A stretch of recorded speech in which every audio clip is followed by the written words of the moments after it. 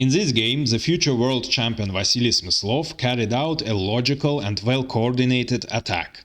First, he damaged his opponent's pawn structure on the kingside, and then carried out a brilliant knight maneuver. The ideal coordination of the knight and the queen had a devastating effect, and after 4 consecutive knight moves, Black's position collapsed. Smyslov started with e4, and his opponent Stahlberg played the French defense. Knight c3, knight f6, bishop g5, d takes, knight takes, bishop e7, bishop takes, knight f3, knight d7, bishop c4, short castle, queen e2, and in this position, instead of a natural and common plan with c5, attacking white's pawn center and starting some active counterplay, Stahlberg played knight b6, which looks a little bit unnatural, because Stahlberg moved away the knight from d7, from the square from which the knight supported c5, and now c5 will not work. And that means Black will not have any active play. However, Stahlberg had his point. Knight b6 came with tempo, attacking the valuable bishop. Of course, Smyslov retains the bishop, and bishop d7. And now we can see Black's idea. Both the knight from b6 and the bishop control the a4 square. And Black is going to play bishop a4, which will lead to the exchange of the bishops. And as you know, one of the main problems for Black in the French defense is the bad light-squared bishop, as it's limited by its own pawn. And by playing bishop a4, Black is going to get rid of the bishop. However, Black spends a lot of time in order to achieve this, and this lets Smyslov finish the development in a very comfortable and harmonious way. So Smyslov simply castles kingside, queen e7, rook e1, rook d8, rook d1, as you see all white pieces are ideally developed now, and bishop a4.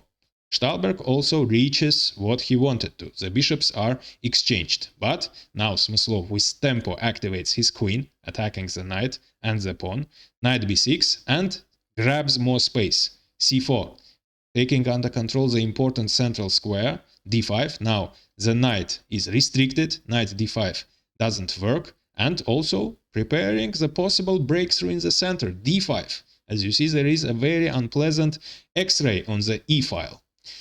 So, Stahlberg plays c6, attacking the queen, queen b3. Now white has a very simple threat, namely knight takes f6 check.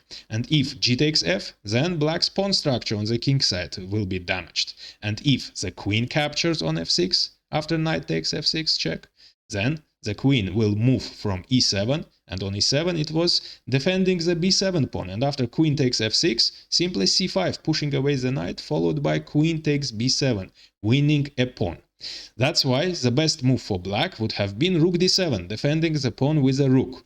Still, white would be better in this position. Smyslov was going to play a4, followed by a5, pushing away the knight to even worse position and squeezing Black even more. However, this would have been much better than what Stahlberg did in the game. Instead of rook d7, he played queen c7, and this lets Smyslov capture on f6 and damage the pawn structure on the king side, after which Smyslov starts a very strong attack. Queen e3, leaving the c4 pawn unguarded, but targeting the h6 square, and if the queen manages to invade h6, that would be very unpleasant for Black. For example, after knight takes c4, simply queen h6, attacking the f6 pawn, and if queen e7, defending it, then rook d3, creating a terrible threat, knight h4, opening the rook's way to g3, which would create checkmating threats. And besides that, after knight h4 there is another threat, namely knight f5, attacking the queen and threatening checkmate again on g7. And the knight would be untouchable on f5, because the pawn, e6 pawn, is pinned. The queen would fall if Black captures the knight. That's why the pawn on c4 is untouchable, and Stahlberg plays king g7, preventing queen h6, taking under control the h6 square with the king. So what to do now? How to continue the attack? How to increase the pressure? At first sight, it's not so simple. And besides that, the pawn is under attack. Black is simply threatening to capture on c4. Smyslov found a brilliant solution. I will give you a small tip. Try to find a square on which the knight would be ideally placed and would ideally and in the most harmonious way coordinate with the queen. and together with the queen, the knight from that square would create deadly threats to black king. And then find the shortest and the most logical and the fastest way to reroute the knight on that square. So now you can pause the video and think. So this square, of course, is g4, because from g4 the knight would perfectly coordinate with the queen. Both of them would attack the h6 square. If the knight manages to invade g4, that would be followed by queen h6 check, followed by knight takes f6. There is no way black can defend f6 after that, because the queen also attacks f6. And after the knight jumps on f6, white would create the checkmating threat on h7, because the knight from f6 also attacks h7 together with the queen. But how to reach that cherished g4 square? At first sight, it's not so simple. However, actually it's very simple. In the most logical and fastest way, Smyslov reaches that. He plays knight e5. So, of course, he's going to play knight g4, but he puts his knight right under attack. But it turns out that black actually cannot capture the knight, because the pawn on f6 is playing a very important defensive role. It controls the g5 square, and if black captures the knight, then simply queen g5 check. King h8, queen f6 check. King g8, rook e4, threatening deadly checkmate on g4. That's why rook e8, vacating the f8 square for the king, but a very strong move, rook h4, creating a terrible threat. Rook takes h7, threatening rook h8 checkmate. And if after rook takes h7 black king captures the rook, then the second rook with great effect comes into play. And there is no way black can stop rook h3 check, followed by rook h8 checkmate. For example, if e4, taking under control the d3 square, preventing rook d3, then simply queen g5 check. And now if king moves to the corner, then simply rook g4, threatening checkmate, and rook g8 of course doesn't work because of checkmate in two moves. Or after queen g5 check, if the king moves to f8, then simply rook takes h7, threatening checkmate, and the king cannot escape through e7 because the queen controls that square. And there is nothing black can do in this situation. Or in this position, instead of e4, if black plays queen e7, preventing rook takes h7, attacking the queen on e7 actually is blocking the king's way, the escape square, the e7 square. And of course, that would lead to checkmate in two moves.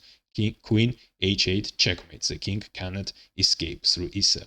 So after knight e5, the knight is untouchable. And actually, by playing knight e5, Smyslov has created two threats. Besides knight g4 followed by queen h6 check, there is another threat, queen g3 check, and also creating very unpleasant x-ray. And after the king moves to h8, a discovered attack, knight g6 check, after which the queen would fall on c7. That's why Stahlberg plays queen e7, parrying the second threat, saving his queen. But the first threat, the main threat, isn't parried, so knight g4 of course. Now there is no way black can prevent the invasion on h6. Rook g8. Now if queen h6 check, Stahlberg was going to defend his h7 pawn by the rook. So of course queen h7 checkmate is threatened, but Stahlberg was going to play rook g7, defending it. Of course, white's position is absolutely winning. White has a very strong attack.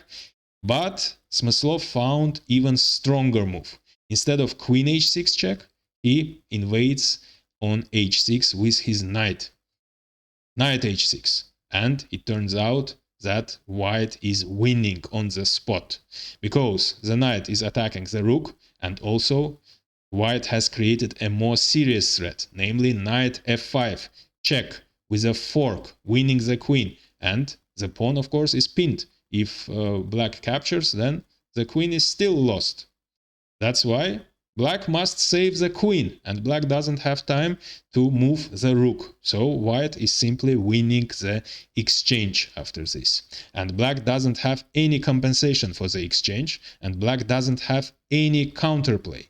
And that means Black is absolutely lost, and in this position, Stahlberg resigned. Hit the like button and subscribe, as it's really helpful for the channel growth. See you in next videos.